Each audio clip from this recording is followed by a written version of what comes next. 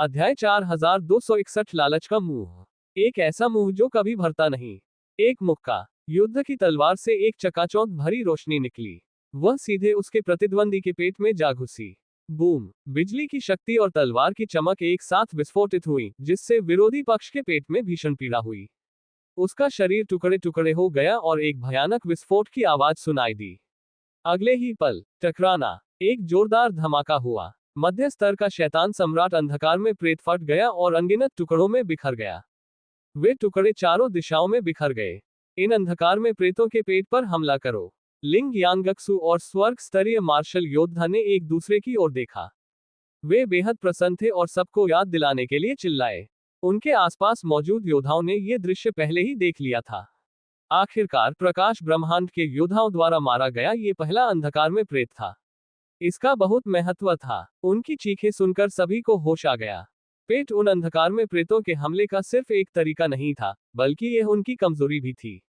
महान गेंग हाओगे बेहद खुश हो गया। वह अचानक चिल्ला उठा। यदि वह इन अंधकार में प्रेतों की कमजोरी का पता लगा लेता, तो वह उन्हें पराजित कर सकता था। उनके जीतने की संभावना थी। फू शियुआन भी बेहद खुश थी। उसने उस काली स्त्री रूपी आकृति के पेट की ओर देखा।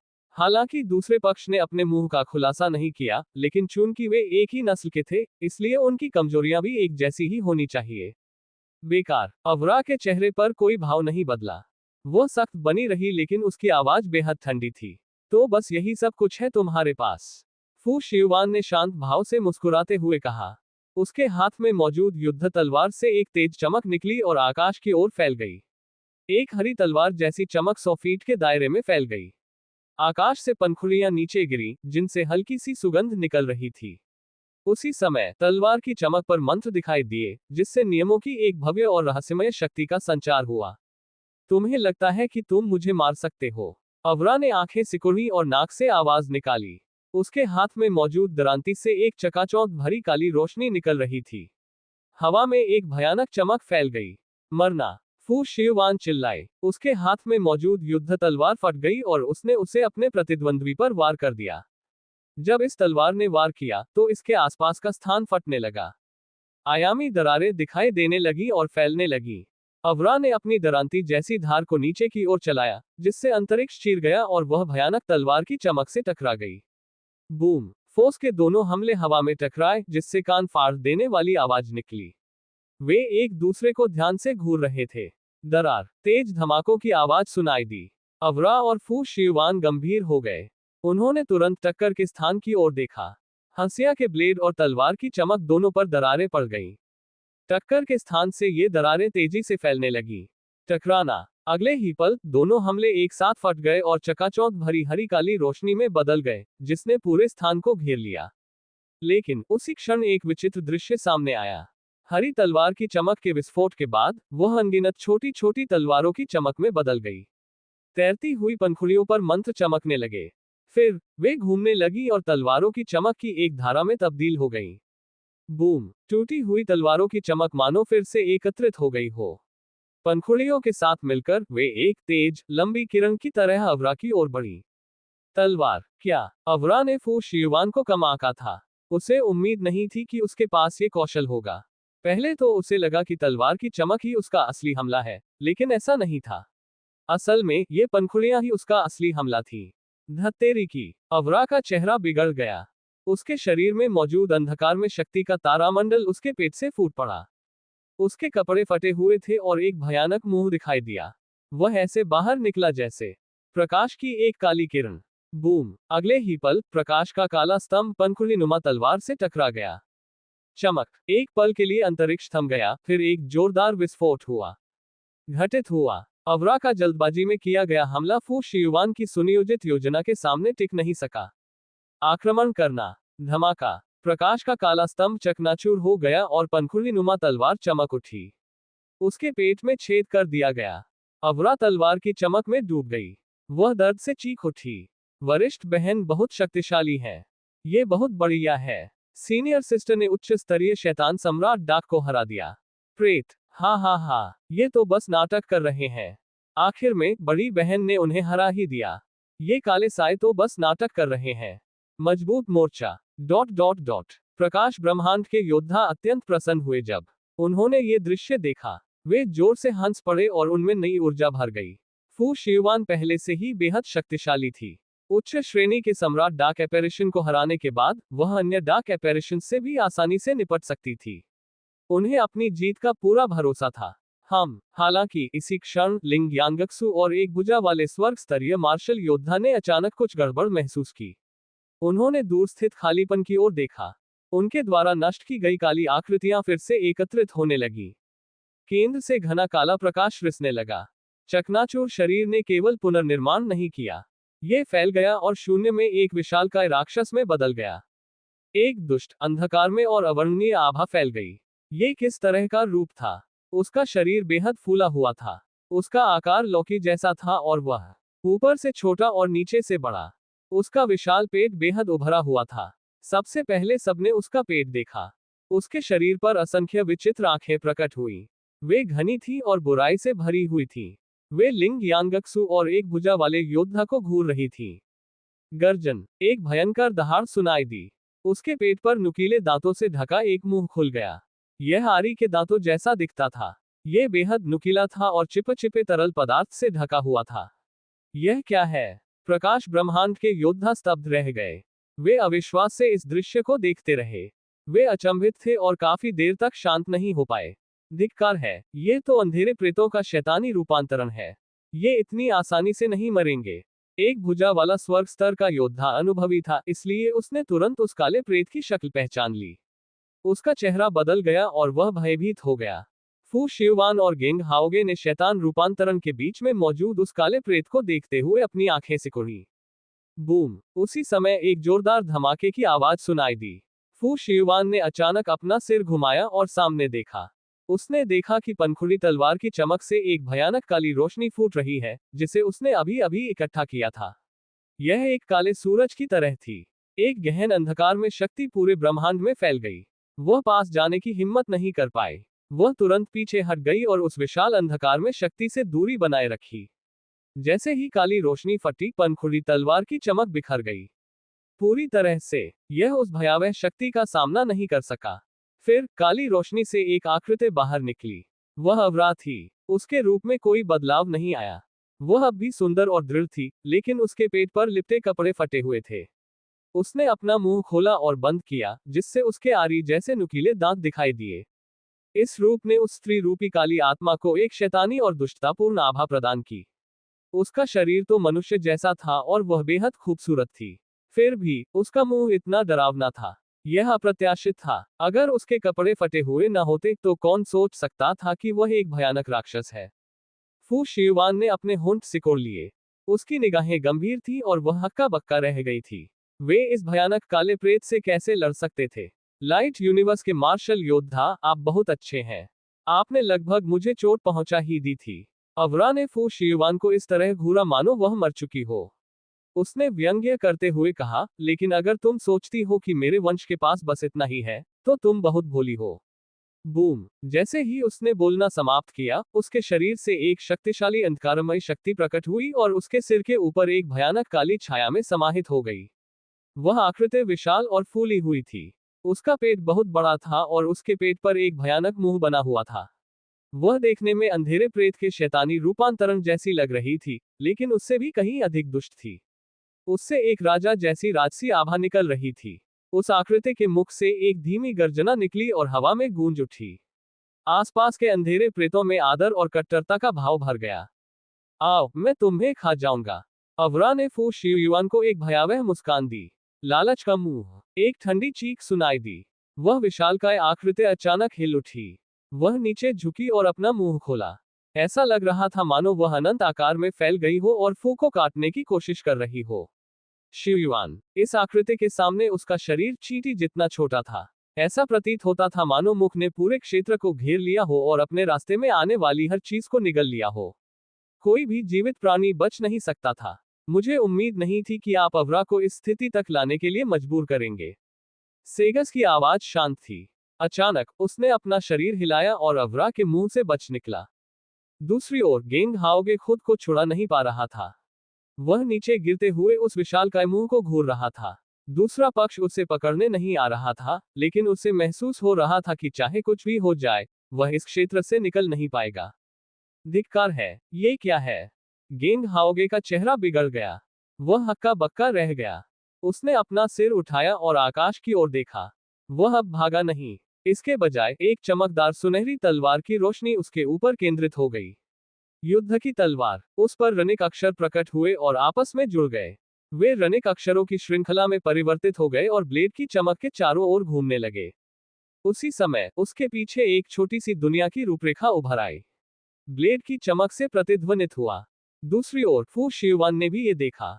उसकी युद्ध तलवार से फिर से चमक निकली और अनगिनत पंखुड़ियां नीचे गिरकर चारों ओर घूमने लगी।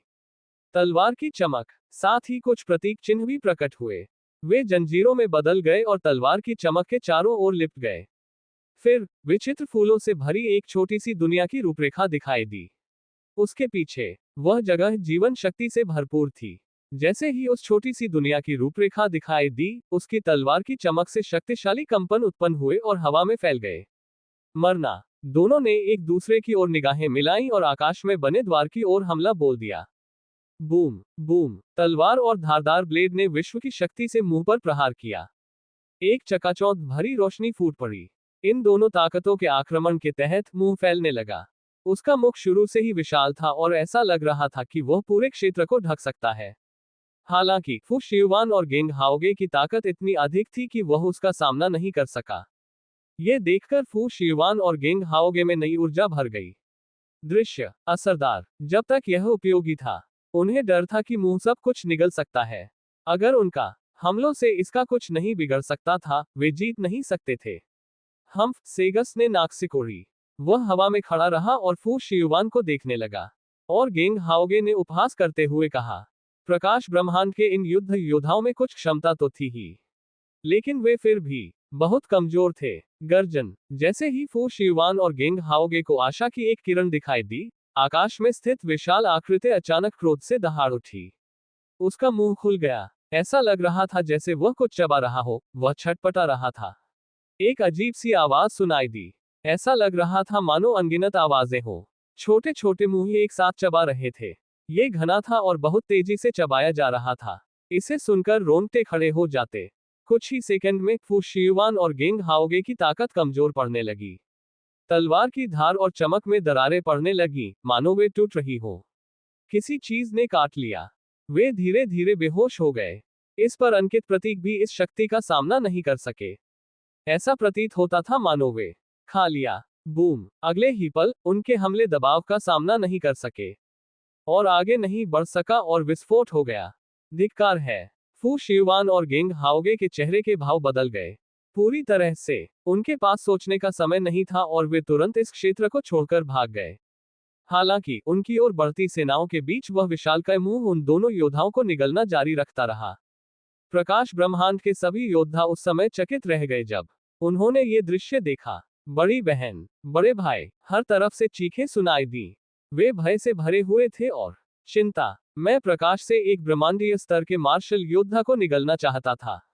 ब्रह्मांड में जाकर देखो कि उसका स्वाद कैसा होता है। अब तो लगता है अवरा को सारे फायदे मिलेंगे। सेगस ने निराशा में सिर हिलाया। फू शियुआन और गेंग हाओगे ने अनिच्छा से ऊपर देखा। आंखें, ये किस प्रकार का अंधकार में प्रेत है? यह इतना शक्तिशाली क्यों है? ये क्या है? कितना बड़ा मुंह है? हवा में एक चौंकी हुई आवाज सुनाई दी। ये बेहद अचानक थी। शियुआन और गेंग हाओगे स्तब्ध रह गए। आवाज बहुत करीब से आ रही थी, इतनी करीब कि ऐसा लग रहा था मानो बिल्कुल बगल में ही हो।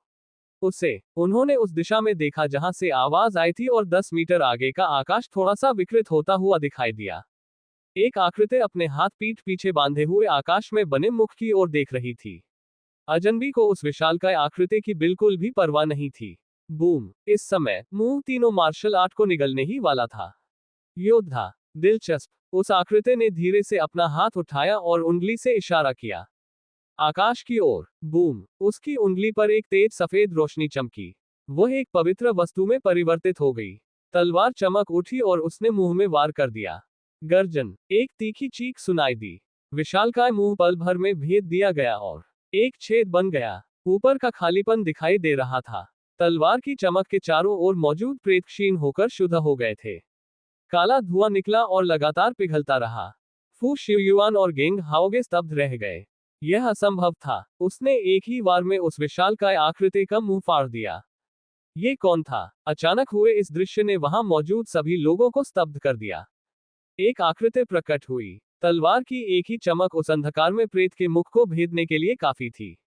उसने अपने हथियार का इस्तेमाल भी नहीं किया। सभी लोग अचंभित रह गए। यहां तक कि फू शियुआन और गेंग हाओगे को भी यह अविश्वसनीय लगा। प्रकाश ब्रह्मांड के ब्रह्मांडीय क्षेत्र के मार्शल योद्धाओं की तो बात ही छोड़िए।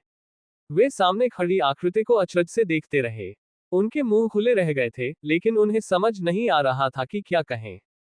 वह है। लिंग यांगक्सु दुविधा में थी। पीछे से देखने पर वह दृश्य कुछ जाना पहचाना सा लगा। गरज। इसी क्षण उस विशालकाय आकृति के मुख से एक क्रोधित और भयंकर दहाड़ निकली। इससे हवा कांप उठी। अवरा प्रकट हुई। उसने अचानक सुनाई देने वाली आवाज को ठंडी निगाहों से देखा और पूछा, तुम कौन हो? मैं। वांग टेंग ने शांत भाव से उत्तर दिया, मैं तो बस प्रकाश ब्रह्मांड का एक मार्शल योद्धा हूं। यह आकृति वांग टेंग की थी, जो तियानलान क्षेत्रीय क्षेत्र और मेचा क्षेत्रीय क्षेत्र के चौराहे की ओर जा रहा था। सेगस अवरा के बगल में प्रकट हुआ। उसने वांग टेंग की ओर देखा और कहा, तुम कोई मामूली इंसान नहीं हो सकते। तुम कौन हो? अगर तुम मेरा नाम जानना चाहते हो, तो पहले अपना नाम क्यों नहीं बता देते? वांग टेंग ने अपने सामने खड़े उस काले साए को गौर से देखा। उसके मन में उस काले साए का नाम आया। क्या तुम लालच की जाति से हो? क्या तुम मेरी जाति जानते हो? सेगस और अवरा आश्चर्यचकित रह गए। वे वांग टेंग को ध्यान से देखने लगे। लालच की दौड़। ये सुनकर फू शियुआन, गेंग हाओगे और अन्य लोग दंग रह गए। हालांकि उन्होंने इससे पहले कभी इस काले साए को नहीं देखा था, लेकिन जब उन्हें याद आया कि उसने क्या किया था, तो उन्हें ज्ञान प्राप्त हुआ। लालच। ये नाम उपयुक्त था। वह भयानक मुंह मानो सब कुछ निगल सकता था। ये सचमुच लालच था। स्टेला अकादमी के दो ब्रह्मांडीय स्तर के मार्शल योद्धा वांग टेंग के बगल में प्रकट हुए और उसे देखने लगे। लेकिन उन्होंने जो देखा उससे वे दंग रह गए। फिर उसने कहा, वांग टेंग, उन्हें इस महान प्रतिभा से ऐसी परिस्थितियों में मिलने की उम्मीद नहीं थी।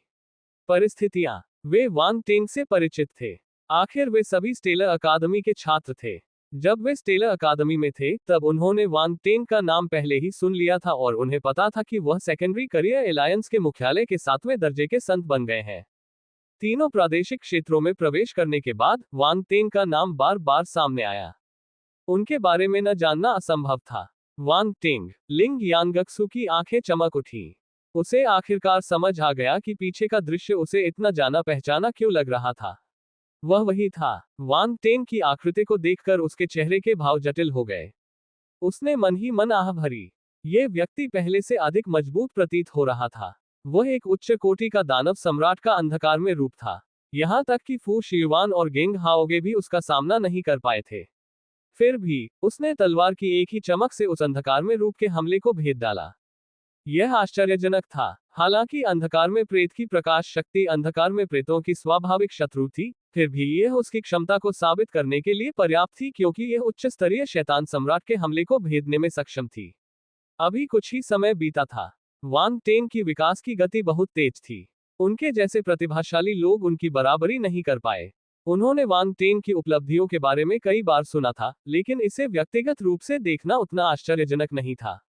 वांग टेंग। ये वांग टेंग है। ये बहुत बढ़िया है। वांग टेंग बेहद शक्तिशाली है।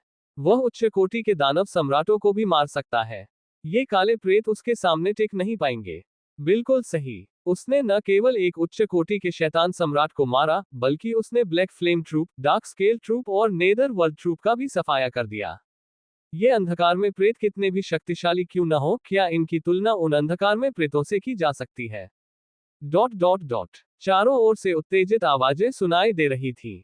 प्रकाश ब्रह्मांड के योद्धाओं ने वांग टेंग का नाम सुनते ही ऐसा महसूस किया मानो उन्हें अपना उद्धारकर्ता मिल गया हो। वे उत्साहित थे और उनकी आंखों में आशा की चमक थी। एक आदमी का नाम पेड़ की छाया के समान था। वांग टेंग की ख्याति बहुत व्यापक थी। इतना ही नहीं, यह एक ऐसी ख्याति थी जो उन्हें बहुत प्रेरणा देती थी। साधारण योद्धा तो उनका सम्मान तभी करते थे जब वे उसका नाम सुना। खतरे के समय दूसरा पक्ष इसका इस्तेमाल अपनी जान बचाने के लिए कर सकता है। मौन। अपने आसपास की आवाजें सुनकर वांग टेंग स्तब्ध रह गया। ये लोग उनके बारे में बहुत अच्छी राय रखते थे। क्या लाइट यूनिवर्स एलायंस का प्रचार थोड़ा बड़ा चढ़ाकर नहीं किया गया था? वह तो स्वर्ग के शिखर पर स्थित एक साधारण योद्धा मात्र था। भगवान मंच पर वह किसी अमर योद्धा की तरह क्यों लग रहा था? वांग टिंग, अवरा और सेगस ने एक दूसरे की ओर देखा। उन्होंने सोचा, कुछ हुआ और बात गंभीर हो गई। क्या आप वही प्रतिभाशाली वांग टिंग हैं जिन्होंने कई डार्क ग्रुप्स को बाहर किया था? प्रेत दर्शन, मैं ये सब सुनकर थक गया हूँ। वांग टिंग ने अपने कान खड़े कर लिए और कुछ बोल नहीं पाया। भविष्य में बस मेरा नाम लो। क्या तुम अंधकार में प्रेतों को मारना और प्रतिभाशाली जैसे उपसर्गों का प्रयोग बंद कर सकते हो? तुम मुझे ऐसा महसूस कराते हो जैसे मैं कुछ कह नहीं रहा हूं, एक हत्यारे की तरह। फू शियुआन, गेंग हाओगे, सब लोग, वे इस प्रतिष्ठा को चाहते थे लेकिन यह व्यक्ति इसे नहीं चाहता था। अवरा और सेगस नामक दो काले प्रेत भी स्तब्ध रह गए। प्रकाश ब्रह्मांड से आने वाली प्रतिभा थोड़ी असामान्य लग रही थी। वह इतनी बड़ी प्रतिष्ठा को कैसे कम आंक सकता है? क्या वह अंधेरे में दिखने वाली आकृतियों को ऊपर से देख रहा था? कितना घमंडी! अवरा और सेगस की निगाहें उदास हो गईं। उन्होंने वांग टेंग को घूर कर देखा और उसने कहा, यह मत सोचो कि तुमने कई दुष्ट आत्माओं को मार डाला है, इसलिए तुम इतने घमंडी हो सकते हो। उद्धरण चिन्ह प्रश्नवाचक चिन्ह प्रश्नवाचक चिन्ह प्रश्नवाचक चिन्ह उद्धरण चिन्ह। वांग टेंग ने समय रहते प्रतिक्रिया नहीं दी। मैं कब से अहंकारी हो गया? खांसी, वांग टेंग बस करो। फू शियुआन ने असहज रूप से खांसा। वांग टेंग अवाक रह गया। क्या आप भी ऐसा ही सोचते हैं? आइए मिलकर काम करें और इन अंधकार में शक्तियों का सफाया करें, गेंग हाओगे ने सीधे सीधे कहा। उन्हें थोड़ा दुख था कि उनकी प्रसिद्धि छीन ली गई थी। वह ये बात स्वीकार नहीं करना चाहता था, लेकिन वांग टेंग की मदद से उनके पास उन अंधेरे प्रेतों के खिलाफ जीतने की अधिक संभावना थी। जब तक वह लालची जाति के किसी भी अंधकार में प्रेत को मार सकता था, तब तक हर कोई उसे एक अलग नजरिए से देखता और उसका नाम युद्ध किले में फैल जाता। लांजी शून्य युद्ध किला तियानलान प्रादेशिक क्षेत्र और मेचा प्रादेशिक क्षेत्र का युद्ध किला था। प्रकाश ब्रह्मांड के कई योद्धा वहां एकत्रित थे। युद्ध की तैयारी के लिए एक सेना भी वहां जमा हो रही थी।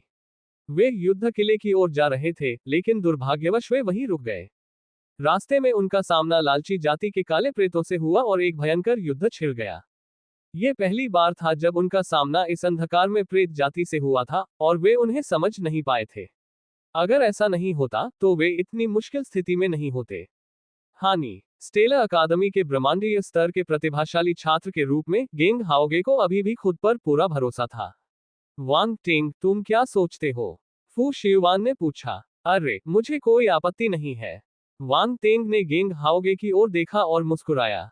चूंकि वह इतना आत्मविश्वासी है, तो वह जरूर शक्तिशाली होगा। अगर हम साथ मिलकर काम करें, तो हम निश्चित रूप से इन काली शक्तियों से निपट सकेंगे। मेरी क्षमता बुरी नहीं है, गेंग हाओगे ने गर्व से कहा। जूनियर वांग टेंग, आप मुझे देख सकते हैं। ठीक है। वांग टेंग ने सिर हिलाया। फू शियुआन ने गेंग हाओगे और फिर वांग टेंग की ओर देखा। उसे लगा कि वांग टेंग ईमानदार और भोला है। वह गेंग हाओगे की हर बात पर विश्वास कर लेता है। यह उसकी कल्पना से थोड़ा अलग था। अवरा और सेगस उनकी बातचीत सुनकर क्रोधित हो गए। उन्होंने ताना मारते हुए कहा, तुम्हें लगता है कि तुम हमें मार सकते हो? कितना घमंड है! यह मत सोचो कि तुमने मेरे लालच भरे मुंह को तोड़ दिया है, तो तुम मुझे हरा सकते हो। तुम बहुत भोले हो। सच में। वांग टेंग ने इनकार नहीं किया। उसने शांत भाव से कहा, यह पहली बार है जब मैं लालची जाति के किसी काले प्रेत से मिल रहा हूं। देखते हैं तुम्हारे कौशल क्या है। मरना। अवरा और सेगस को लगा कि जब उन्होंने उसके शांत चेहरे को देखा तो उनका अपमान हुआ। उन्होंने एक दूसरे की ओर देखा और चिल्लाए। Boom boom. अगले ही क्षण उन दो काली आकृतियों के शरीरों से एक घनी काली शक्ति प्रकट हुई। अवरा के सिर के ऊपर मंडराती विशाल छाया जल्दी ही सामान्य हो गई। वांग टेंग द्वारा बनाया गया घाव ऐसे भर गया मानो वह कभी हुआ ही न हो। सेगस के सिर के ऊपर एक विशाल छाया प्रकट हुई। यह अवरा के सिर के ऊपर दिखाई देने वाली छाया जैसी ही थी। यह फूली हुई थी और इसका पेट बहुत बड़ा था। उसका मुंह बेहद बदसूरत था। गरज गरज। दो विशालकाय और फूले हुए शरीर वाले प्राणियों के मुखों से दो दहाड़ें निकली। उनकी गूंज हवा में गूंज उठी और लोगों के दिल की धड़कनें तेज हो गईं। उनकी आवाजें तेज और उन्माद से भरी हुई थीं। ऐसा लग रहा था मानो वे किसी बंद और खाली जगह में गूंज रही हो, जिससे कान के पर्दे हिल रहे हो। फिर उनके शरीर पर असंख्य अजीबोगरीब काले चिन्ह प्रकट हुए। उनसे एक शक्तिशाली आभा निकल रही थी। उत्पत्ति के नियमों की शक्ति, विश्व शक्ति। क्या वो दोनों परछाइयां ही उनकी छोटी दुनिया है? वांग टेंग की आंखें चमक उठा। वह समझ गया। फू शियुआन और गेंग हाओगे अचंभित थे। उन्होंने ये भी देखा कि मुझे यह असामान्यता दिखी और मुझे इस पर विश्वास नहीं हुआ। ये दो विशाल परछाइयां दो अंधेरे स्थानों के प्रक्षेपण थीं। प्रेतों की छोटी सी दुनिया। ये थोड़ा अजीब था। इसमें कोई आश्चर्य नहीं कि हमारे हमले इस विशाल छाया को तोड़ नहीं सके। गेंग हाओगे की आंखें चमक उठी। वह समझ गया कि क्या हुआ था। यदि वह विशाल आकृति उन दो अंधकार में प्रेतों की छोटी दुनिया का प्रक्षेपण थी, तो उसके अंदर का स्थान विशाल होना चाहिए। सामान्य हमले उसे नष्ट नहीं कर पाते, इसे तोड़ने में सक्षम होना। लेकिन एक आम इंसान किसी बाहरी व्यक्ति के हमले को सहने की हिम्मत कैसे कर सकता है? एक छोटी सी दुनिया में फू शियुआन ने भौहें चढ़ाईं। यहां तक कि अंधेरी आत्माएं भी ऐसा करने की हिम्मत नहीं करेगी। ये छोटी दुनिया किसी भी जीवित प्राणी के शरीर का एक महत्वपूर्ण हिस्सा थी। यदि यह नष्ट हो जाती, तो उनकी सारी साधना व्यर्थ हो जाती। इसके परिणामों को कोई सहन नहीं कर सकता था। इन दो काली आत्माओं की ऐसा करने की हिम्मत कैसे हुई? वह परछाई उनकी छोटी सी दुनिया नहीं है। वह तो बस उनके जीवन का ही विस्तार है। छोटी दुनिया। वांग टेंग ने सिर हिलाया। लालची जाति के पास विशाल पेट का स्थान है। ये स्थान उन्हें सब कुछ निगलने की अनुमति देता है। वे अपने पेट के स्थान को अपनी छोटी दुनियाओं से जोड़ना पसंद करते हैं ताकि छोटी दुनियाओं की छायाओं को मुक्त करने का प्रभाव प्राप्त कर सकें। लालच की छायाएं एक छोटी दुनिया के प्रक्षेपण की तरह होती हैं। वे अपनी छोटी दुनिया की शक्ति का उपयोग कर सकती हैं। अब समझ में आया। फू शियुआन और गेंग हाओगे उनकी व्याख्या सुनकर दंग रह गए। वे और भी ज्यादा हैरान हो गए। आपको ये सब कैसे पता है? अवरा और सेगस हमला करने की योजना बना ही रहे थे कि उन्होंने वांग टेंग के शब्द सुन लिए। वे रुक गए और हैरानी से उसकी ओर देखने लगे। प्रकाश ब्रह्मांड से आया ये प्रतिभाशाली व्यक्ति अपनी जाति को बहुत अच्छी तरह समझता था। इस तरह की समझ उस पृष्ठभूमि को जानने जैसी थी। लालच की दौड़। आखिरकार कई अंधेरी आत्माओं को शायद अपनी क्षमताओं का पता ही न हो। प्रकाश ब्रह्मांड का एक योद्धा ये कैसे जान सकता है? यहां तक कि फू शियुआन और गेंग हाओगे भी इस बारे में बेहद उत्सुक थे। उन दो काले प्रेतों की तो बात ही छोड़िए। वांग टेंग को काफी कुछ पता लगता था। प्रकाश के ब्रह्मांड में लालची जाति बहुत कम बार दिखाई दी, अन्यथा लोग इसके बारे में जानते होते। हालांकि वांग टेंग इस अंधकार में प्रेत जाति को बहुत अच्छी तरह समझता था। यह अजीब था। वांग टेंग मुस्कुराया। उसने कुछ भी नहीं समझाया। वह उन्हें बता भी नहीं सकता था। उसे इस बारे में वैम्पायर के पास रखी जानकारी से पता चला था। पैतृक भूमि। आइए समय बर्बाद न करें और लड़ाई शुरू करें। अपनी बात समाप्त करते ही वांग टेंग वहीं से गायब हो गया। सफेद प्रकाश की किरण में परिवर्तित होकर वह दो अंधेरे लोगों की ओर तेजी से बढ़ी। प्रेत दर्शन। ये देखकर फू शियुआन और गेंग हाओगे गंभीर हो गए। उन्होंने अपनी गति बढ़ाई और आगे की ओर धावा बोल दिया। हम्फ, तो क्या हुआ अगर तुमने नहीं किया? जब मैंने तुम्हें पकड़ लिया तो मैं तुमसे सब कुछ वसूल लूंगा। आप। अवरा ने घुरघुराहट की। उसके सिर के ऊपर मौजूद विशाल आकृति हिलने लगी। उसने अपना भयानक मुंह खोला और उसमें से काले रंग की तंतु निकलकर वांग टेंग की ओर बढ़ने लगे। ये तंतु विचित्र थे। इनके सिरे पर एक विशाल मुख था। उसकी तंतुमयी संरचनाएं, वह एक पंखुड़ी की तरह दिखती थी और भयानक नुकीले दांतों से भरी हुई थी। उन्होंने वांग टेंग को घेर लिया और उसे बेरहमी से काटने लगे। बूम! वांग टेंग डरा नहीं। उसने हल्का सा मुक्का मारा और वह एक चमकदार सफेद मुट्ठी का निशान। यह एक तारे की तरह चमक उठा। ब्रह्मांडीय स्तर की प्रकाश युद्ध तकनीक प्रकाश की मुट्ठी। अनंत पवित्र श्वेत प्रकाश का विस्फोट हुआ और उसने काले रंग के एक विशाल क्षेत्र को अपनी चपेट में ले लिया। तंतु सिजल। एक कर्कश ध्वनि सुनाई दी। अंधकार की शक्ति हर प्रकार की शक्ति को नष्ट कर सकती थी। प्रकाश की शक्ति, ये डार्क फोर्स को भी नष्ट कर सकता है। वांग टेंग की प्रकाश शक्ति के तहत तंतु नष्ट हो गए और शुद्ध हो गए। पास पहुंचने से पहले ही उनमें से अधिकतर पिघल गए। वे ज्यादा शक्ति नहीं छोड़ पाए। फिर वांग टेंग सफेद प्रकाश की एक किरण में परिवर्तित हो गया और तेजी से आगे बढ़ा। लालच की विशाल छाया, वह उस भयानक मुंह में समा गया। तुम मौत को बुला रहे हो, अवरा ने उपहास किया। किसी ने तो उसके लालच भरे मुंह में घुसने की हिम्मत ही कर ली। वांग टेंग, फू शियुआन और गेंग हाओगे के भाव बदल गए। थोड़ा, यह आदमी इतना लापरवाह क्यों था? उस लालची काले प्रेत का मुख विचित्र था। यह उनका था, उनकी बुनियाद और उनका सबसे शक्तिशाली कौशल यही है। वे आसानी से प्रवेश नहीं कर पाएंगे। यहाँ तक कि उनके जैसे ब्रह्मांड स्तर के मार्शल योद्धा भी सावधान न रहने पर निगल लिए जा सकते हैं। अपना ख्याल रखना। जब सेगस ने वांग टेंग को अवरा के मुंह में घुसते देखा तो उसने उपहास भरी मुस्कान दी। फिर उसने उसे अनदेखा किया और फू शियुआन और गेंग हाओगे की ओर देखा। उसने सोचा कि उसे ब्रह्मांड स्तर का अनुभव करने का मौका कभी नहीं मिलेगा। प्रकाश ब्रह्मांड का एक योद्धा, लेकिन वे वापस उसके पास आ गए थे। हाथ गर्जन, एक गर्जना सुनाई दी। उसके सिर के ऊपर मंडरा रही लालच की छाया ने भी अनेक तंतु छोड़े और फू शियुआन और गेंग को घेर लिया। हाओगे, बूम बूम बूम, अजीबोगरीब काले तंतु हवा में फैल गए और फू शियुआन और गेंग हाओगे को चारों ओर से घेर लिया। उनके पास छिपने की कोई जगह नहीं थी। उसने अपना भयानक मुंह खोला और दोनों योद्धाओं को काट लिया। फू शियुआन और गेंग हाओगे के पास वांग तेंग की परवाह करने का समय नहीं था। उन्होंने अपनी युद्ध तलवारें निकाल ली। बैंग बैंग बैंग, विस्फोट हुए। उनके हमलों ने काले तंतुओं को चीर डाला। हालांकि वहां बहुत सारे काले टेंटिकल्स थे, उनके हमले उन सभी को नष्ट नहीं कर सके। पलक झपकते ही बड़ी संख्या में काले टेंटिकल्स प्रकट हो गए। उनके सामने टेंटिकल्स आ गए। स्वाइश स्वाइश, उनके चेहरे के भाव थोड़े बदल गए। वे केवल बचने का ही सहारा ले सकते थे। आखिरकार वे स्टेलर अकादमी के प्रतिभाशाली छात्र थे, इसलिए उनके पास युद्ध की उपयुक्त तकनीकें थी। वे तुरंत काले तंतुओं के चंगुल में नहीं फंसेंगे। हालांकि सेगस से खिलवाड़ करना आसान नहीं था। जब उसने देखा कि काले तंतुओं द्वारा उन दोनों को अलग किया जा रहा है, तो उसने उनका उपहास उड़ाया और उनकी ओर इशारा किया। बड़ी संख्या में मौजूद काले तंतु दो भागों में बंट गए। आधे तंतु गेंग हाओगे को घेर लिया जबकि बाकी आधे फू शियुआन को घेर लिया, जिससे उन्हें इकट्ठा होने में बाधा उत्पन्न हुई। धत्तेरी की, गेंग हाओगे के चेहरे के भाव बदल गए। वह समझ गया था कि दूसरा पक्ष क्या योजना बना रहा है।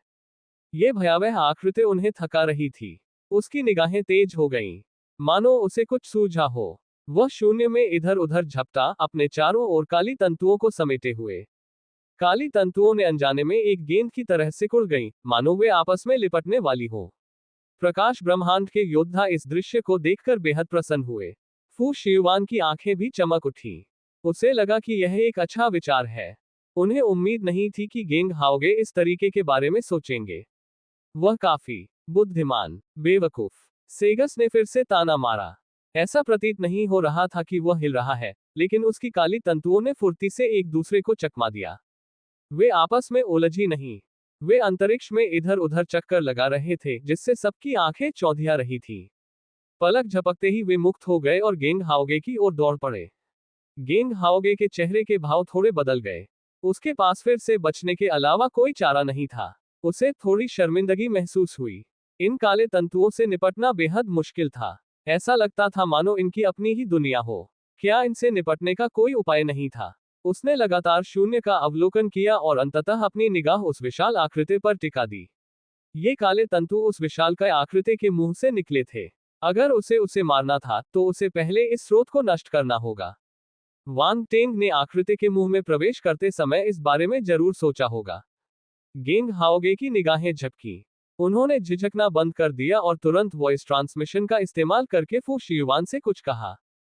फू शियुआन का दिल जोर से धड़कने लगा। वह हरे प्रकाश की किरण में परिवर्तित हो गई और उस विशाल आकृति की ओर दौड़ पड़ी। बूम! पंखुड़ियों से घिरी एक विशाल तलवार जैसी चमक आकाश में फैल गई। पंखुड़ियों पर अजीबोगरीब आकृतियां उभर आईं, जो उत्पत्ति के नियमों की एक भव्य शक्ति का संचार कर रही थी। ये बेकार है। सेगस ने उसे नीची नजरों से देखा। उसे लगा कि प्रकाश ब्रह्मांड के इस योद्धा के पास कोई और विकल्प नहीं है। वह उस पर हमला करने के अलावा कुछ नहीं कर सकता। जबरदस्ती करके उसकी भूख मिटाने की कोशिश करे। दुर्भाग्यवश दूसरे पक्ष को यह नहीं पता था कि पेटूपन क्या होता है। ये जितने चाहे उतने हमलों को झेल सकता था। इसे किसी भी प्रकार का नुकसान पहुंचाना असंभव था, जब तक कि वांग टेंग के हमले में प्रकाश तत्व मौजूद न हो और वह उन्हें दबा न सके। लेकिन बस इतना ही। दूसरी पार्टी अचानक ही सामने आ गई, इसलिए उन्हें प्रतिक्रिया करने का समय ही नहीं मिला।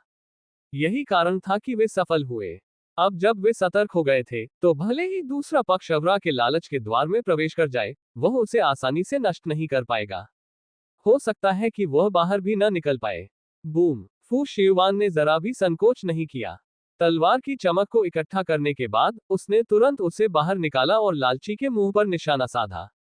ये हमला केवल गेंग हाओगे के साथ सहयोग करने के लिए नहीं था। यह उसका अपना भी मकसद था। अंतिम परीक्षा। वह देखना चाहती थी कि लालच के मुख में कितनी ताकत है। सहन करना। वह इसे और अधिक समय तक टाल नहीं सकता था। उसे अपने प्रतिद्वंदी की सीमा का पता लगाना आवश्यक था, तभी वह कोई रास्ता खोज सकता था। उसे हराओ। पन्ना हरे रंग की तलवार जैसी चमक हवा में फैल गई। असंख्य पंखुड़ियां तलवार जैसी चमक के चारों ओर घूमकर एक और पंखुड़ीनुमा तलवार जैसी चमक बना रही थी। चारों ओर से दोहरी तलवार की चमक। ये फू शियुआन की विशेष युद्ध तकनीक थी। सामान्य मार्शल योद्धा इसे सीख नहीं सकते थे। साथ ही इसी शक्ति के कारण वह ऐसा करने में सक्षम थी। स्टेला अकादमी की प्रतिभाओं के बीच अपनी अलग पहचान बनाएं और यह उपलब्धि हासिल करें। बहुत से लोगों का सम्मान। इस समय दोनों तलवारों की चमक से एक तेज रोशनी निकली। गुलाबी और पन्ना रंग एक दूसरे के पूरक थे और आकाश को रोशन कर रहे थे। तलवार की चमक पर कई प्रतीक चिन्ह प्रकट हुए, जिससे उसकी शक्ति और भी बढ़ गई। शक्ति। ठीक है। सेगस ने आखिरकार आंखें सिकोड़ी। उसने अपना हाथ बढ़ाया और इशारा किया। तलवार की चमक। लालच के विशाल मुख में एक चकाचौंध भरी काली रोशनी एकत्रित हो गई। उसके चारों ओर असंख्य प्रतीक आपस में गुथे हुए थे। बूम। अगले ही क्षण लालच के मुख से प्रकाश का एक घोर काला स्तंभ निकला और फू शियुआन की दोहरी तलवार की चमक का स्वागत किया। फू शियुआन को हैरानी नहीं हुई, बल्कि वह बहुत खुश हुई। दूसरे पक्ष ने पलटवार किया। इसका मतलब था कि उसकी जुबान की भी एक सीमा थी। उसकी तलवार की चमक दूसरे पक्ष को धमका सकती थी और उसे विवश कर सकती थी। प्रतिकार करना। ये दृश्य देखकर गेंग हाओगे बेहद प्रसन्न हुए। ये विचार उनके मन में कौंध गए। बूम। पलक झपकते ही घोर अंधेरे प्रकाश का स्तंभ उन दोनों से टकरा गया। तलवार चमक उठती है, जिससे एक भयंकर विस्फोट होता है। उनके हमले एक पल के लिए रुक गए। फिर चटकने की आवाजें सुनाई दी। सुना। घोर अंधकार का प्रकाश स्तंभ फू शियुआन की दोहरी तलवार की चमक का सामना नहीं कर सका।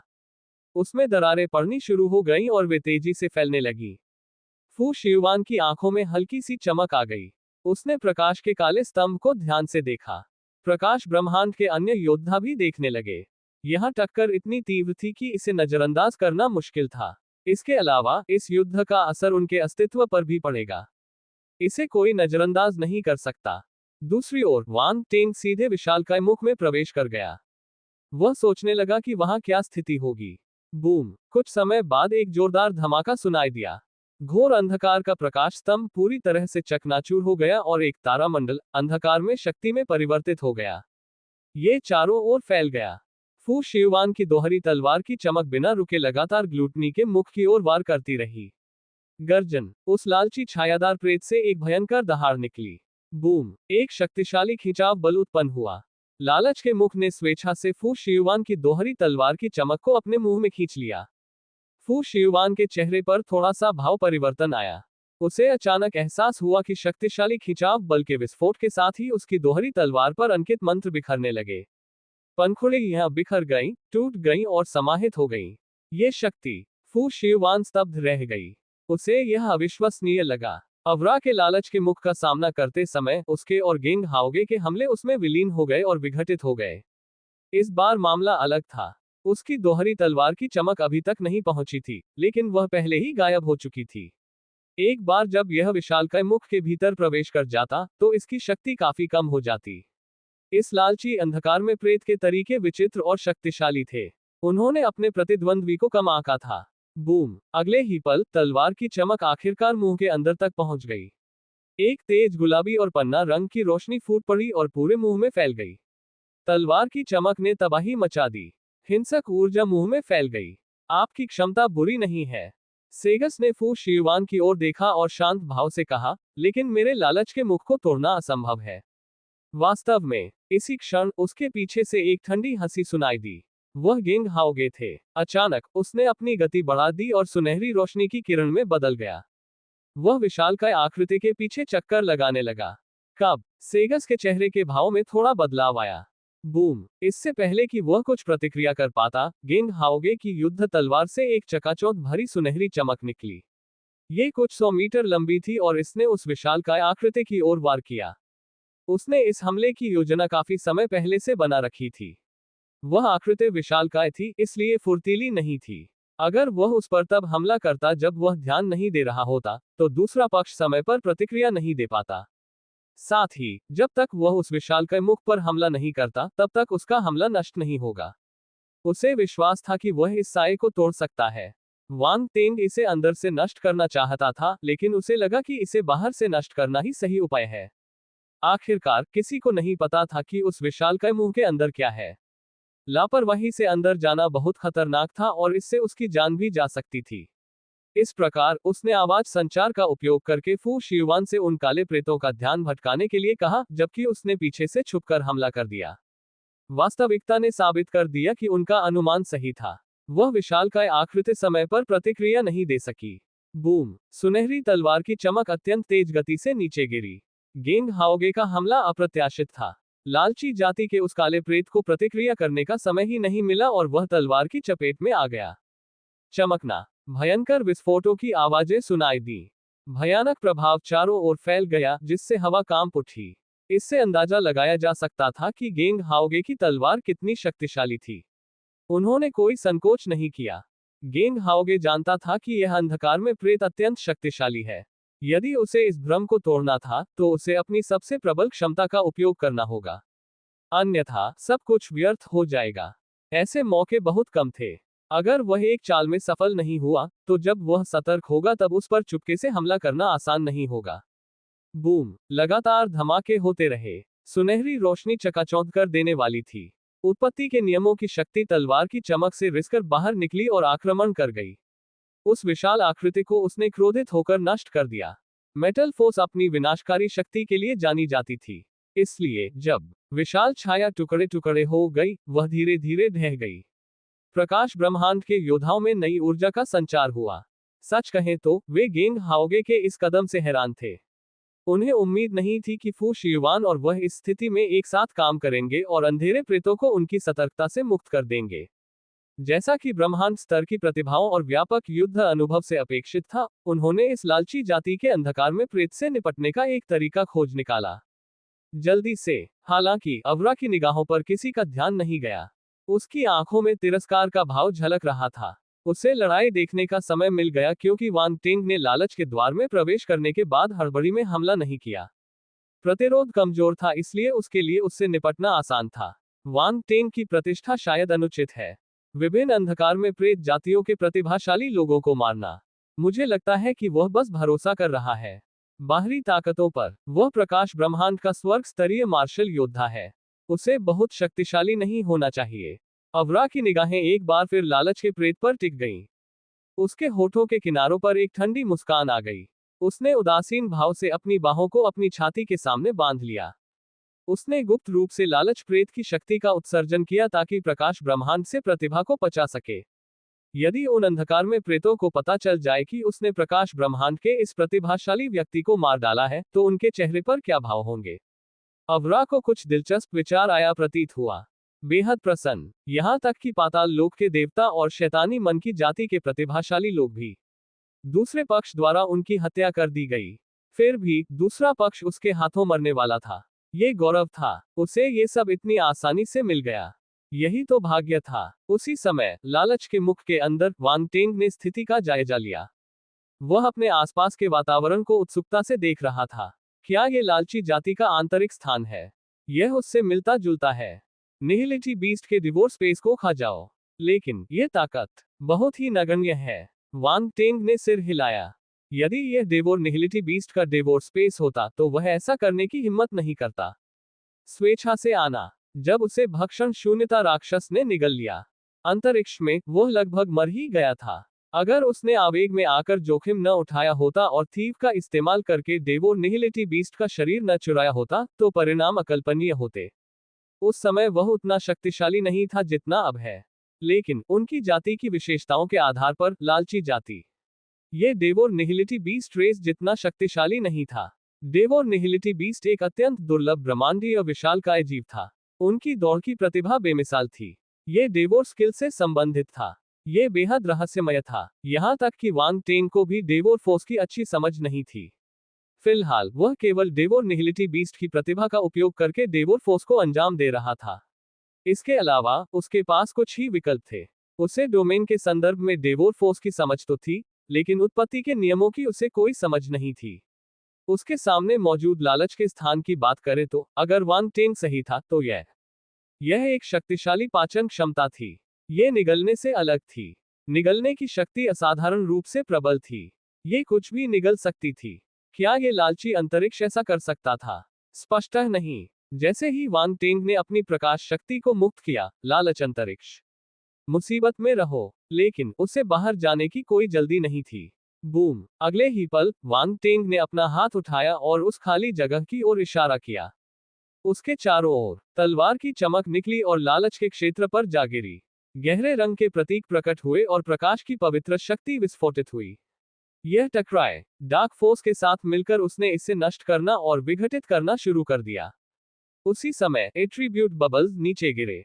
वांग टेंग की आंखें चमक उठी। यही उसका असली मकसद था। उसने अपनी आध्यात्मिक गतिशीलता का प्रदर्शन किया।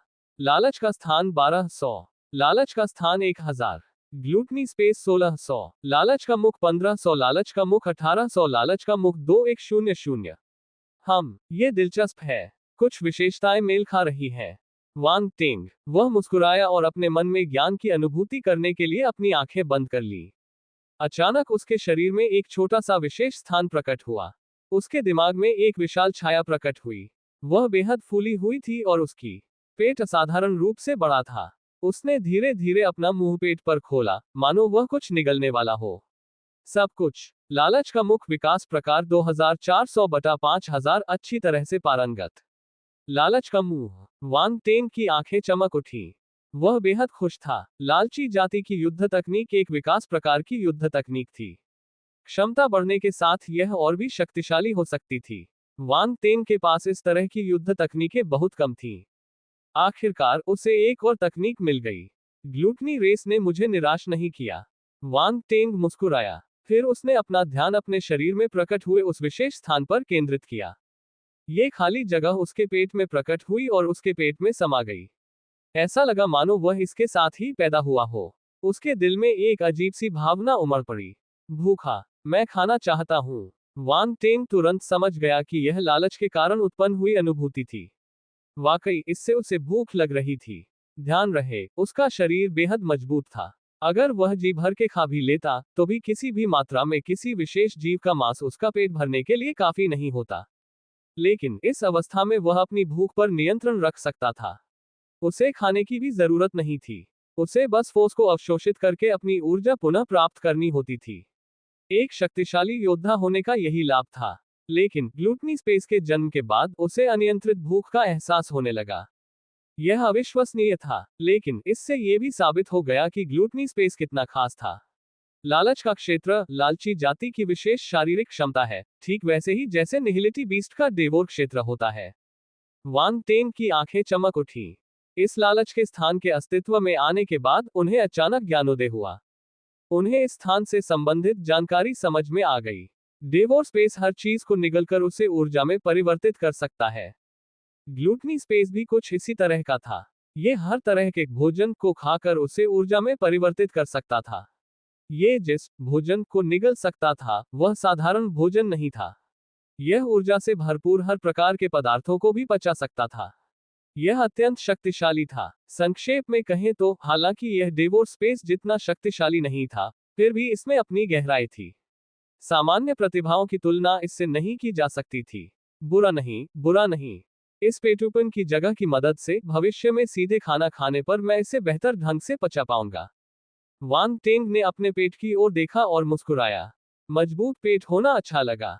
लालच का दायरा 3800/10000 प्रथम श्रेणी। इस लालच के क्षेत्र में अलग अलग स्तर हैं। वांग टेंग आश्चर्यचकित रह गया। स्तर जितना ऊंचा होगा, ग्लूटनी स्पेस की पाचन क्षमता उतनी ही मजबूत होगी। बहुत बढ़िया, आगे भी सुधार करते रहो। वांग टेंग की निगाहें तीव्र हो गईं। उन्होंने तुरंत अपने आसपास के वातावरण पर नजर डाली। अब और अधिक एट्रीब्यूट बबल्स प्राप्त करने का समय आ गया था। वह लगातार अपने आसपास के क्षेत्र पर हमला करता रहा और बमबारी करता रहा, जिससे लगातार एट्रीब्यूट बबल्स गिरते रहे। मैं इन्हें उठा लूंगा, मैं और भी उठा लूंगा। वांग टेंग ने खुशी खुशी एट्रीब्यूट बबल्स उठा लिए। ग्लूटनी का मुख और ग्लूटनी स्पेस लगातार ऊपर उठते रहे। बाहर अवरा ने भौहें चढ़ाई। उसने अपनी लाल जीभ बाहर निकाली और अपने होंठ चाटे। मैंने खूब मजा कर लिया। अब उसे पूरी तरह से पचाने का समय आ गया है। मैं देखना चाहता हूं कि इस प्रतिभा का स्वाद अन्य मार्शल योद्धाओं से कितना अलग है। अगले ही पल उसकी आंखों में एक अजीब सी काली रोशनी फूट पड़ी। गर्जन। उसके ऊपर स्थित लालच के प्रेत ने क्रोधित होकर दहाड़ मारी और उसकी गूंज सुनाई दी। जगत। ठीक उसी क्षण लालच के प्रेत के पेट पर बना मुख अचानक बंद हो गया। उसकी सतह पर काले रंग के चिन्ह चमक उठे और ये लगातार झिलमिला रहा था और एक शक्तिशाली ऊर्जा का संचार कर रहा था। ये दृश्य देखकर लिंग यांगक्सु के चेहरे पर थोड़ा सा भाव बदल गया। वह काला प्रेत वांग टेंग को निगल रहा है। प्रकाश ब्रह्मांड के अन्य योद्धाओं ने भी इस बात पर ध्यान दिया। उनके चेहरे गंभीर हो गए। क्या वांग टेंग वास्तव में लालची जाति के अंधकार में प्रेत का मुकाबला नहीं कर सकता था? सौभाग्यवश वहां सीनियर सिस्टर फू शिवान और सीनियर ब्रदर गेंग हाओगे मौजूद थे। जैसे ही यह विचार सबके मन में आया, गर्जन। सेगस द्वारा निर्मित लालची प्रेत के मुख से अचानक एक जोरदार दहाड़ निकली। प्रकाश ब्रह्मांड के योद्धाओं ने चौंक गया। क्या चल रहा है? क्या ऐसा हो सकता है कि वरिष्ठ नागरिकों के हमले बेकार हो? देखो, यह क्या है? सभी ने उस असामान्यता को देखा और विशालकाय प्रेत की ओर निगाहें गड़ा दी। लालच की वह भावना जो सुनहरी तलवार की चमक और दोहरी तलवार की चमक में डूब गई थी।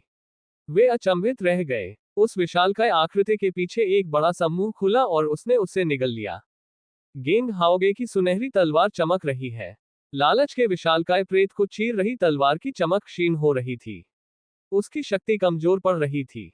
ये कैसे हो गया? गेंग हाओगे ने अविश्वास से अपनी आंखें चौड़ी कर ली। पहले तो उसे लगा कि अगर वह छुप कर जाएगा तो सफल हो जाएगा। पीछे से हमला किया गया। वह लालच के विशालकाय प्रेत को नष्ट करने में कामयाब तो हो गया, लेकिन कुछ ही समय के भीतर, कुछ ही सेकंड में परिस्थितियां पलट गईं। लालच का प्रेत अपनी पीठ पर भी मुंह खोल सकता था। यह तो धोखाधड़ी थी। गेंग हाओगे को श्राप देना चाहता था। एक विशाल मुंह ही उन्हें थका देने के लिए काफी था। अब दुश्मन की पीठ पर एक और विशाल मुंह था। वे कैसे बचेंगे लड़ने के लिए? दूसरी ओर फू शिवान के चेहरे के भाव भी बदल गए। उसे इसकी उम्मीद नहीं थी। क्या लालची जाति से आने वाले वे काले प्रेत सचमुच इतने विचित्र थे? वे दोनों मिलकर भी इस समस्या का सामना नहीं कर सकते थे। वे इस गतिरोध को कैसे तोड़ सकते थे? फू शिवान को लगा कि यह परेशानी वाली बात है। अभी अभी जब उसने देखा कि उसकी दोहरी तलवार की चमक ही काफी है दूसरे पक्ष को जवाबी कार्रवाई करने के लिए मजबूर करके, उसने सोचा कि उसने पहले ही लालच के प्रेत की सीमाओं का परीक्षण कर लिया है। लेकिन जब उसने ये दृश्य देखा तो उसे पता चल गया कि उसका अनुमान गलत था। इस लालची जाति की विचित्रता उसकी कल्पना से परे थी।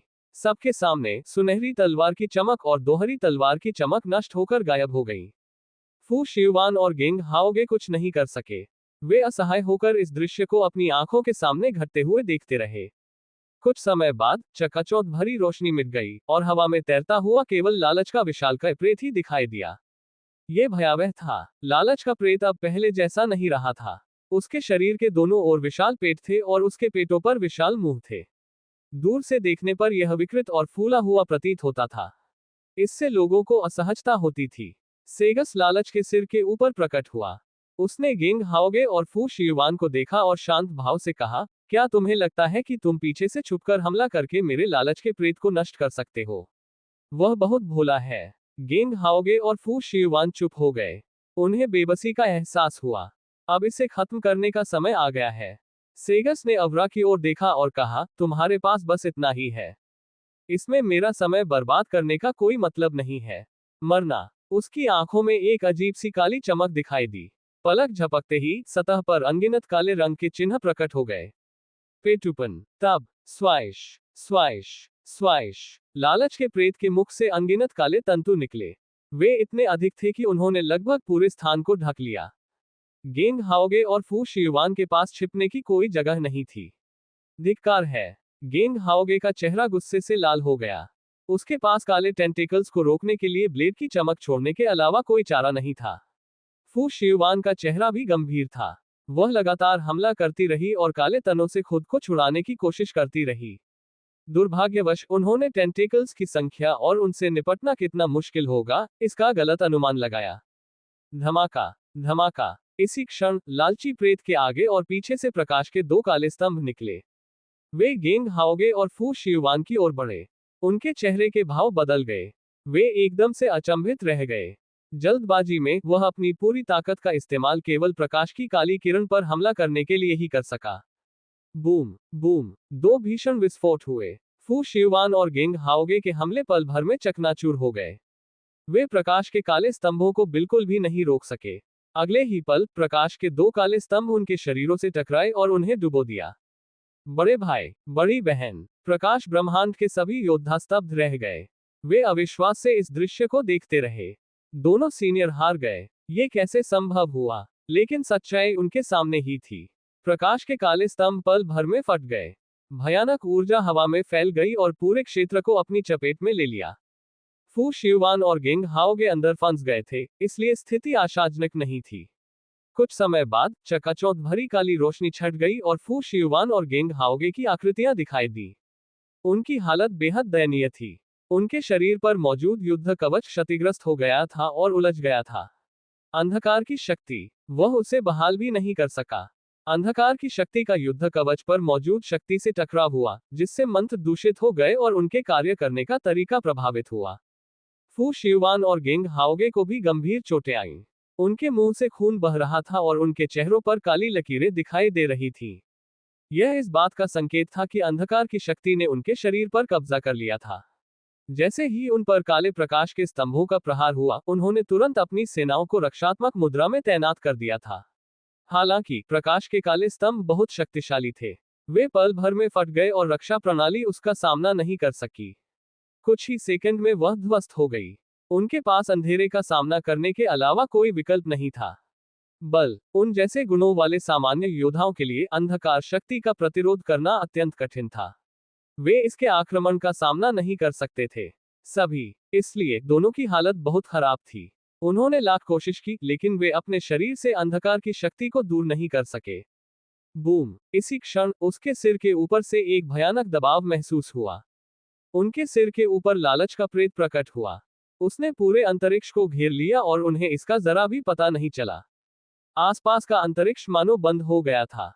लालच के प्रेत ने अपना विशाल मुंह खोला और सब कुछ निगलना शुरू कर दिया।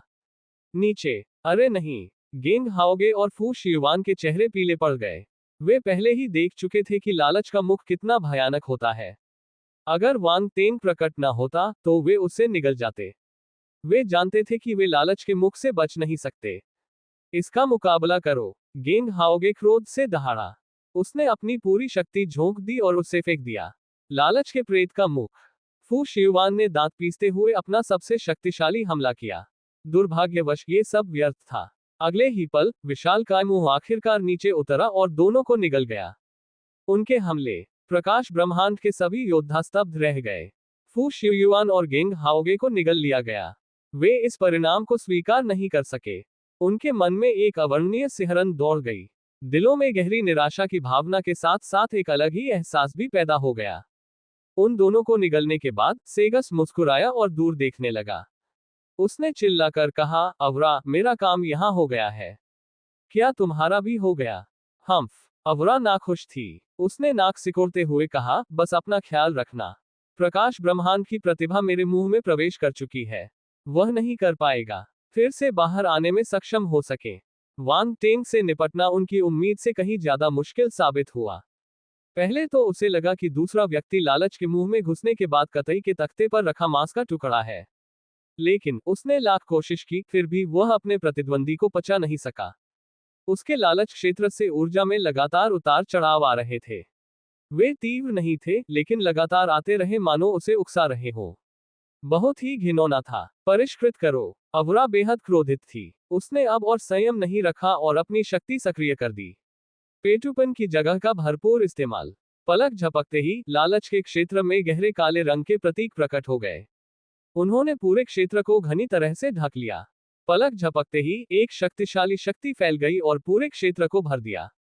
अंतरिक्ष, चाहे वह कहीं भी हो, जब तक वह इस अंतरिक्ष में है, वह इस शक्तिशाली और विचित्र शक्ति से बच नहीं पाएगा। क्या ये लालची जाति का अंधकार में प्रेत अपनी पूरी ताकत लगा रहा है? वांग टेंग का आंखें चमक उठी। इतने लंबे समय तक उसे चिढ़ाने के बाद अंततः दूसरा पक्ष इसे और सहन नहीं कर सका। यह आसान नहीं था। उसने दूसरे पक्ष से अधिक गुण प्राप्त करने का भरसक प्रयास किया। मैंने उसके साथ बहुत समय बिताया। हर किसी में इतना धैर्य नहीं होता। स्विश! अचानक पानी की चिपचिपी आवाज सुनाई दी। यह आवाज हर तरफ से आ रही थी। निर्देश! ये तो। वांग टेंग ने अपनी भौहें उठाई और अपने आसपास का जायजा लिया। इस स्थान पर गाढ़ा और चिपचिपा काला पानी दिखाई दिया था और वह उसके चारों ओर कुछ ही सेकंडों में अधिकाधिक चिपचिपा काला पानी बाहर बहने लगा, जैसे बाढ़ का द्वार खुल गया हो। बूम! चिपचिपे काले पानी से बड़ी बड़ी लहरें उठी। वे उमड़ पड़ी। वांग टेंग की ओर बढ़ा और उसे अपने आगोश में ले लिया। लेकिन जल्द ही चिपचिपे काले रंग से सफेद रोशनी का एक चमकदार गोला निकला। पानी! ये चिपचिपे काले पानी को चीरता हुआ हवा में तैरने लगा। ये वांग टेंग था। प्रकाश बल ने उसके शरीर को घेर लिया और उसके चारों ओर एक प्रकाश कवच बना लिया, जिससे उसकी रक्षा हुई। अच्छा ऐसा है। वांग टेंग मुस्कुराया। वह इस शक्ति की प्रकृति को समझता था। यह उसके डार्क कोरोजन डोमेन के समान था। यह संक्षारण कर सकता था सब कुछ। हालांकि इस चिपचिपे काले पानी की शक्ति बाकी सबकी शक्ति से कहीं अधिक थी। क्षेत्र का इसमें उत्पत्ति के नियमों की शक्ति भी निहित थी। यह असाधारण था। ये लालची जाति के अंधकार में प्रेतों का अंतिम कदम होना चाहिए। लगता है अब बाहर जाने का समय हो गया है। वांग टेंग की आंखें चमक उठी। उसने बिना किसी झिझक के अपनी मुट्ठी उठा ली। इसके चारों ओर चकाचौंध भरी सफेद रोशनी झिलमिला रही थी और एक मुट्ठी के आकार में एकत्रित हो रही थी। निशान! यह शाश्वत स्टेज युद्ध तकनीक थी, light cannon fist. Light domain चौथे स्तर का एकीकरण चरण। प्रकाश का उद्गम चौथा स्थान। सभी प्रकार की शक्तियां मुट्ठी के निशान में समाहित हो गईं, जिससे श्वेत और पवित्रता उत्पन्न हुई। मुट्ठी के निशान की सतह पर मंत्र प्रकट हुए। फिर वे आपस में जुड़कर मंत्रों की श्रृंखला बन गए और एक शक्तिशाली बल उत्सर्जित किया। मुट्ठी एक पवित्र सफेद तोप की तरह निकली और समस्त अंधकार को नष्ट कर दिया। बूम! लालच के अंतरिक्ष में एक विशाल छेद था, जिससे बाहर का ब्रह्मांड दिखाई दे रहा था। बाहर खड़े लोगों को सफेद रोशनी की एक किरण दिखाई दी। लालच के प्रेत ने अंधेरे अंतरिक्ष को सफेद रोशनी से रोशन कर दिया। छी! अवरा लालच क्षेत्र में वांग टेंग को परिष्कृत करने की तैयारी कर रही थी, तभी उसे एक जोरदार झटका लगा। उसने खून की उल्टी की और अविश्वास से अपनी आंखें बड़ी कर ली। ये कैसे संभव है? अवरा के ग्लूटनी स्पेस के नष्ट हो जाने से उसे भारी आघात लगा और गंभीर चोटें आईं। हालांकि अब उसे अपनी चोटों की कोई परवाह नहीं थी। वह अपने सामने से आ रही आवाज को आश्चर्य और अविश्वास से देखता रहा। चुप्पी का एक पल था। प्रकाश ब्रह्मांड के योद्धा भी स्तब्ध थे। उनके चेहरों से निराशा का भाव अभी भी गायब नहीं हुआ था। वे स्तब्ध होकर दूर दिख रही आकृति को निहार रहे थे। उनके पास प्रतिक्रिया करने का समय ही नहीं था। क्या वह वांग टेंग था? फू शियुआन और गेंग हाओगे अंदर गए, लेकिन वह बाहर आ गया। उनके दिलों में एक अवर्णनीय, बेतुकी भावना उत्पन्न हुई। किसी को भी इस विरोधाभास की उम्मीद नहीं थी। यह आदमी, लिंग यांगक्सु अचंभित रह गया। हालांकि उसने राहत की सांस ली। जैसा कि उम्मीद थी, इस व्यक्ति ने कभी किसी को निराश नहीं किया था। प्रतिभाओं की लीग के दौरान दूसरी पार्टी बेहद उत्कृष्ट थी। वह लालची जाति के अंधकार में प्रेतों के मुंह में इतनी आसानी से कैसे मर सकता था? अगर उनकी मृत्यु इस तरह हुई तो वे एक प्रतिभाशाली व्यक्ति के रूप में अपनी प्रतिष्ठा को धूमिल कर देंगे। ये कैसे संभव है? सेगस का चेहरा भावहीन बना रहा, लेकिन उसकी पुतलियां तेजी से सिकुड़ गईं क्योंकि वह उस आकृति को ध्यान से घूर रहा था। अवरा का लालची अड्डा टूट गया। क्या प्रकाश ब्रह्मांड से आने वाली यह प्रतिभा वास्तव में उतनी ही डरावनी थी जितनी अफवाहें कहती थी? वांग टेंग को नहीं पता था कि वे क्या सोच रहे थे। लालच के दायरे से बाहर निकलने के बाद उसने बड़ी संख्या में गुण संवर्धन बुलबुले गिरते हुए देखे। उसकी आंखें चमक उठीं। उसकी आध्यात्मिक शक्ति हवा में फैल गई और उसने उन्हें उठा लिया। लालच का स्थान 2200, लालचीपन स्थान तारांकन 2600, ग्लूटनी स्पेस तारांकन 2700, लालच का मुख 2500, लालच का मुख 2000, लालच का मुख 2800, लालच डोमेन चौथे स्तर का एकीकरण चरण तारांकन 800, लालच डोमेन चौथे क्रम का एकीकरण चरण तारांकन 1000, लालच डोमेन चौथे क्रम का एकीकरण चरण तारांकन 1300। लालच का क्षेत्र, इसके अनुरूप ज्ञानोदय वांग टेंग के मन में प्रकट हुआ। फिर एक दृष्टि प्रकट हुई और एक विशेष क्षेत्र का निर्माण हुआ। यह क्षेत्र पूरी तरह से लालच के प्रेत में विलीन हो गया था और उसके पेट में विद्यमान था। लेकिन इसे साकार करना असंभव नहीं था। लालच के प्रेत का पेट अनंत तक फैल सकता था और एक ऐसे साम्राज्य में बदल सकता था जो अपने भीतर सब कुछ समाहित कर लेता। यह क्षेत्र लालची जाति के लालची क्षेत्र के साथ मिलकर अधिकांश ऊर्जा को पचाकर विघटित कर सकता था। यह वाकई प्रभावशाली था। लालच डोमेन 3100/4000 चौथे स्तर का एकीकरण चरण। चौथे स्तर का एकीकरण चरण। वांग टेंग ने सिर हिलाया। ये लालची जाति का अंधकार में प्रेत एक प्रारंभिक अवस्था का उच्च स्तरीय दानव सम्राट था। यह संभवतः पहले और तीसरे स्तर के बीच का था। यदि यह चौथे स्तर के एकीकरण चरण के क्षेत्र को समझ पाता तो यह पर्याप्त होता। अगर ऐसा नहीं होता तो वह लालच के दायरे को तोड़ नहीं पाता आसानी से। संयोगवश उनका लाइट डोमेन भी चौथे स्तर के एकीकरण चरण में था। यह उनके प्रतिद्वंदी को दबाने के लिए पर्याप्त से भी अधिक था। उत्पत्ति के नियमों की शक्ति के मामले में वह अपने शत्रु से नहीं हारेगा। इसीलिए उसने केवल प्रकाश के स्रोत का ही प्रयोग किया। यदि वह उत्पत्ति के नियमों की अन्य शक्तियों का प्रयोग करता तो लालची जाति का अंधकार में प्रेत उससे लड़ नहीं पाता। यह डोमेन केवल लालची जाति के लिए अद्वितीय है। इसमें पाचन की प्रबल क्षमता है। यदि यह मेरे डार्क कोरोजन डोमेन के साथ मिल जाए तो शायद। हिम्मत रखें। वांग टेंग की आंखों में एक अजीब सी चमक कौंधी। उसे तुरंत डार्क कोरोजन डोमेन का ख्याल आया। जैसे ही यह विचार उनके मन में आया, दोनों डोमेन के पीछे मिक्सेबल शब्द दिखाई देने लगे। सचमुच। वांग टेंग की आंखें चमक उठी। उसने तुरंत संयोजन करने का विकल्प चुना। दोनों क्षेत्रों में बिना किसी झिझक के ये बदलाव एट्रीब्यूट बोर्ड पर दिखाई दिए। ग्लूटनी डोमेन जोड़ dark erosion domain equals dark erosion gluttony domain 2800/4000 चौथे स्तर का एकीकरण चरण। अंधकार में क्षरण लालच क्षेत्र। वांग टेंग की आंखें चमक उठी। प्रासंगिक ज्ञान। उसके मन में यह विचार आया। जब ये दोनों डोमेन आपस में मिल गए तो उनमें एक साथ दो डोमेन की विशेषताएं आ गई। उनमें लालच डोमेन की पाचन और विघटनकारी शक्ति और अंधकार में संक्षारण डोमेन की अंधकार में संक्षारण शक्ति दोनों मौजूद थी। इस प्रकार वांग टेंग का डार्क इरोजन ग्लूटनी डोमेन शक्तिशाली और बलवान तत्वों का एक अनूठा संयोजन था। यह अधिकांश ऊर्जा को अधिकतम सीमा तक विघटित और अवशोषित कर सकता था। इसका प्रभाव साधारण ग्लूटनी डोमेन की तुलना में कहीं अधिक शक्तिशाली था। फिर उसने एट्रीब्यूट्स बोर्ड पर नजर डाली। 2800 अंक कोई मामूली संख्या नहीं थी। संख्या। उसका डार्क इरोजन डोमेन चौथे स्तर के एकीकरण चरण में था। हालांकि उसके पास केवल 1200 एट्रीब्यूट पॉइंट्स थे, लेकिन उसके ग्लूटनी डोमेन में 3100 एट्रीब्यूट पॉइंट्स थे। कुल मिलाकर उसके पास 2800 एट्रीब्यूट पॉइंट्स थे। काफी है। वांग टेंग संतुष्ट था। उसे पांचवें स्तर के एकीकरण चरण में आगे बढ़ने के लिए केवल 1200 और अंकों की आवश्यकता थी। उसे बस लालची जाति के अंधकार में प्रेतों से और अधिक गुण प्राप्त करने थे और वह आगे बढ़ जाता। आगे बढ़ने में सक्षम। क्या ग्लूटनी से कोई उच्च स्तरीय सम्राट डार्क अपैरिशन नहीं था? दौड़। उसने सोचा कि क्या इस व्यक्ति का प्रभुत्व अधिक मजबूत था। खैर, क्या उन्होंने उस दूसरे काले प्रेत का सफाया कर दिया? वांग टेंग। उसने आकाश को स्कैन किया और दूसरी काली आकृति को देखा। लालच की दौड़। हालांकि शून्य में मौजूद स्थिति ने उसे स्तब्ध कर दिया। क्या हो रहा था? स्टेला एकेडमी के वे दो सीनियर छात्र कहाँ थे?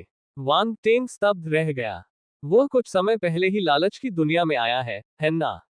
उसके बाहर आने के बाद वे लोग क्यों चले गए? अचानक उसने एक परिचित आकृति को देखा। लिंग यांगक्सु। वांग टेंग ने अपना शरीर हिलाया और उसके बगल में प्रकट हुआ। उसने पूछा, वे दोनों वरिष्ठ नागरिक कहाँ हैं? लिंग यांगक्सु ने वांग टेंग को इधर उधर घूमते हुए देखा। अचानक उसे लगा कि वह बेवजह ही परेशान हो रहा था। हालांकि उसे फू शियुआन और गेंग हाओगे की सुरक्षा याद आ गई, इसलिए उसके पास ज्यादा सोचने का समय नहीं था। उसने तुरंत कहा, दोनों वरिष्ठों को एक और काली आत्मा निगल गई है। क्या वे अपनी मर्जी से अंदर आए थे? वांग टेंग ने उत्सुकता से पूछा। वह पेट में बस कुछ ही समय के लिए था। वे दोनों वरिष्ठ छात्र स्टेलर अकादमियों के ब्रह्मांड स्तर के प्रतिभाशाली थे। वे इतनी जल्दी पराजित नहीं होंगे, है ना? मौन। लिंग यांगक्सु को लगा कि वांग टेंग ने शायद कुछ गलत समझ लिया है। अचानक उसे बोलने में कठिनाई होने लगी। इन दोनों वरिष्ठों को जबरदस्ती निगल लिया गया है। वांग टेंग, अगर आपके पास कोई उपाय है तो कृपया उन्हें बचा लें, एक भुजा वाले योद्धा ने चिंता से कहा। वांग टेंग भी अवाक रह गया। वह बुदबुदाए बिना नहीं रह सका, क्या वह वरिष्ठ अधिकारी काफी आत्मविश्वासी नहीं थे? इसलिए तो मुझे लालच के प्रेत के मुख में प्रवेश करने में सहजता महसूस हुई। मुझे उम्मीद नहीं थी कि मेरे बाहर आते ही वे अंदर मौजूद होंगे। मौन लिंग यांगक्सु और एक हाथ वाले मार्शल योद्धा ने महसूस किया कि उनके होठों के कोने अनियंत्रित रूप से फड़क रहे हैं। अगर गेंग हाओगे को ये पता चलता तो वह क्या सोचता? अपने अहंकार के कारण वह शायद कोई गड्ढा ढूंढकर उसमें खुद को दफना लेगा। उन दोनों ने बड़े भाई को मौन श्रद्धांजलि अर्पित की। वांग टेंग के सामने शेखी बघारने की क्या जरूरत थी? अब गेंग हाओगे शायद सामाजिक रूप से मृत हो चुके होंगे। छोड़ो, पहले इन्हें बचा लेते हैं। वांग टेंग ने सिर हिलाया। वह जानता था कि यह समय बर्बाद करने का समय नहीं है। उसने तुरंत लालची जाति के उच्च श्रेणी के शैतान सम्राट की ओर देखा। सेगस अचंभित था। उसने आवाज संचार का उपयोग करके अवरा से उसकी हालत के बारे में पूछा। इससे पहले कि वे समझ पाते कि वांग टेंग बाहर कैसे आया, उन्होंने देखा कि वह उन्हें देख रहा है। उनके चेहरे के भाव थोड़े बदल गए। तुम्हारा नाम क्या है? क्या तुम उन्हें रिहा करना चाहते हो या मुझे खुद करना पड़ेगा? वांग टेंग ने सेगस की ओर इशारा करते हुए पूछा। कितना घमंडी है? सेगस की निगाहें ठंडी पड़ गईं। उसने वांग टेंग को घूरते हुए कहा, मुझे नहीं पता कि तुमने अवरा के लालच क्षेत्र को तोड़ने के लिए किस विधि का प्रयोग किया, लेकिन मेरे लिए उन दोनों मार्शल योद्धाओं को मुक्त करना असंभव है। जल्द ही मैं इन्हें पचा लूंगा और ये मेरी ऊर्जा में परिवर्तित हो जाएंगे। लगता है आप चाहते हैं कि मैं ये काम खुद करूं। वांग टेंग ने सिर हिलाया। अगर आप कर सकते हैं तो कोशिश करें। सेगस को विश्वास नहीं था कि दूसरा पक्ष बाहरी दुनिया से उसके लालच के क्षेत्र को नष्ट कर सकता है। किसी को बचाना आसान नहीं था। जब तक तुम ताबूत नहीं देखोगे, तब तक एक आंसू भी नहीं बहाओगे। वांग टेंग का चेहरा एकदम ठंडा पड़ गया। वहां खड़ी आकृति अचानक धीरे धीरे गायब हो गई। बस एक धुंधली परछाई रह गई। ये तो बहुत जल्दी हो गया। सेगस ने आंखें सिकोड़ी। उसने तुरंत अपने आसपास का जायजा लिया और वांग टेंग की आकृति को खोजने की कोशिश की। मैं यहाँ हूँ। अचानक सेगस के कान के पास एक हल्की हंसी सुनाई दी। सेगस ने अचानक अपना सिर घुमाया और अपने सामने 100 मीटर से भी कम दूरी पर स्थित अंतरिक्ष को विकृत होते हुए देखा। अचानक एक आकृति प्रकट हुई। सावधान रहो, अवरा ने यह दृश्य देखकर जल्दी से चिल्लाया।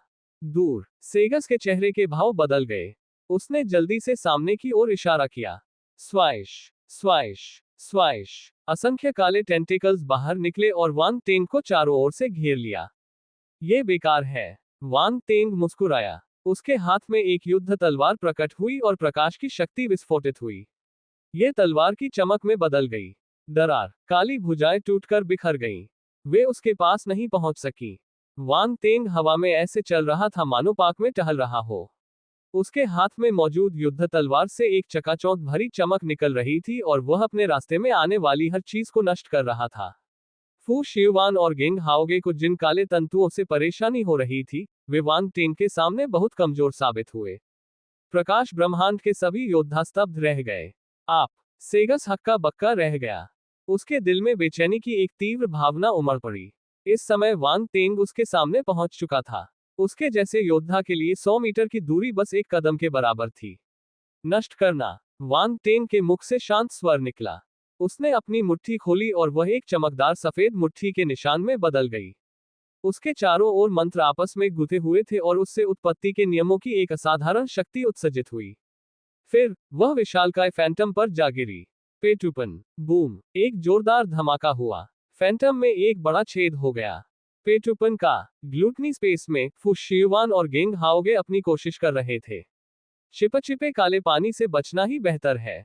पिछली लड़ाई के बाद उनकी अधिकांश सेनाएं क्षीण हो चुकी थीं।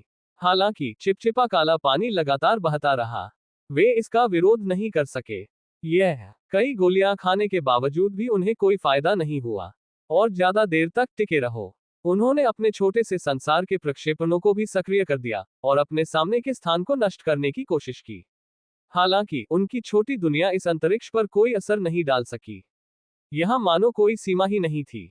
यह एक सामान्य ब्रह्मांड स्तर के मार्शल योद्धा की छोटी दुनिया से कहीं अधिक विशाल थी। जैसे जैसे छोटी दुनिया में विस्फोट होता गया, बलों की उनकी खपत और भी बदतर होती गई। धिक्कार है, ये लालची जाति किस तरह की ताकत है? इनके पास इतनी कुशलता कैसे हो सकती है? गेंग हाओगे का चेहरा गुस्से से लाल हो गया।